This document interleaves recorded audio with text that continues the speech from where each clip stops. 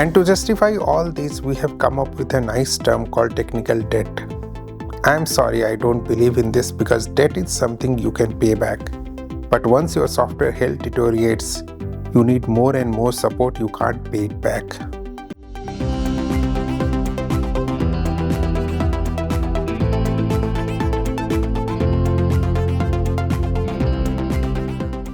Imagine you are hungry. You have two options in front of you.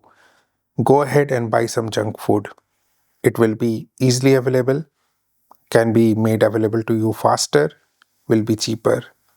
Option 2 is go ahead and look for home cooked or freshly cooked meal.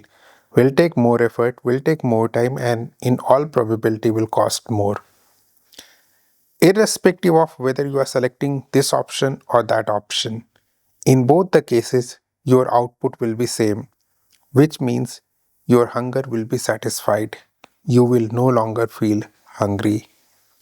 But it's the outcome that differs based on your selection. If you keep on selecting junk food over normal food or home cooked, freshly cooked meal, the outcome will be visible in a month's time, 6 months' time, in years.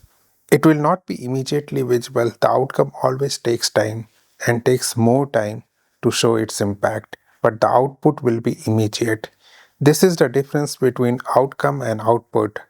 So if you are keep on selecting junk food option, over the period of time, you need more and more support in terms of medicines or assistance to be able to do things what is expected out of you.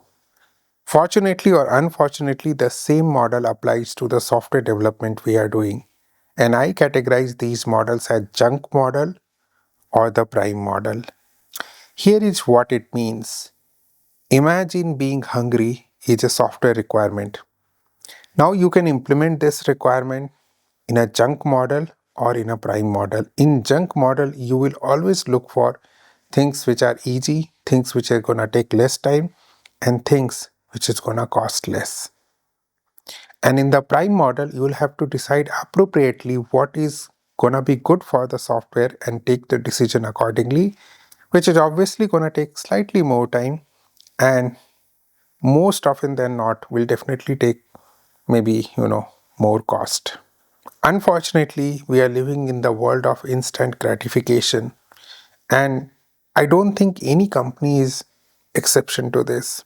Pretty much all the companies, all individuals, all leaders prefer junk model because the institutional support for doing something in the prime model is hard to get. And also, when you use the keywords like doing things with less cost in less time, it grabs the headline. Okay, and people are looking for these kind of headlines. So as a leader, if you are keep on doing things in the junk model, you may get more recognition, you may get better appraisal because these keywords like doing things fast and doing with less cost just trumps everything. And to justify all this, we have come up with a nice term called technical debt. I'm sorry, I don't believe in this because debt is something you can pay back. But once your software health deteriorates, you need more and more support, you can't pay it back. Just like human health, you need support, more and more support. The software support I am talking about, you need more debugging time, you need more time to implement a new feature, you need more time to maintain it, more money to train people on the way things are being done, and more money to support because people are using it.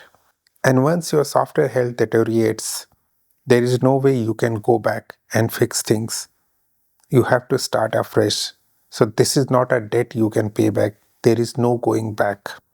Many a times people ask, what is the difference between leaders and non-leaders or followers? Here is what I will say about it. A leader is someone who is always focused on outcomes. A follower or non-leader is someone who is always focused on outputs. And that's why I have observed that, it's my own observation disclaimer, but I have observed that a true leader decisions are rarely, something that we can cherish about because it's the outcome that matters for them and outcome will not come immediately. A pseudo leader decision is something we will cherish immediately because nobody is going to wait for the outcome. Maybe the leader will no longer remain the leader till the outcome is achieved. Okay, I have done things, I got what I wanted to get out of this thing, and then it's someone else's problem. Now, I am not talking about an ideal world where you will never use junk model but always use the prime model. No, you will have to use junk model. There will be situations at some point of time where you have to deliberately go on and decide that you have to use the junk model to implement a few things. But as long as you know it and you acknowledge that you have used the junk model to do something, there are some things you can do. You can move back between prime model and junk model, and you can take away the effects of junk model in the prime model. Okay, just like, healthy people take 1 week cheat day. It is possible, it depends upon situation, market conditions, and how customers will perceive us if we delay things, if we don't do things. But keep on working in the junk model, your software will end up being a junk software over a period of time. But it's also true that not all the times you need to go with the junk model. You can make choices, just as if you skip one time a junk meal, nothing will happen to your body. Instead of skipping, you are going somewhere and getting this death by chocolate experience that was not needed. It's going to impact the outcome. So that's where the leadership quality comes into picture, and the true leadership quality comes into picture. A true leader always knows about the outcome, always knows where he or she has to worry about output for a shorter term than the outcome. And I know cost is a concern, and it should be, it must be, but over a period of time, if you want your software to be alive for, let's say, a few years, a prime model of software development will always and always trumps junk model of software development. So choose your software development model accordingly. Thank you all. Thanks for watching.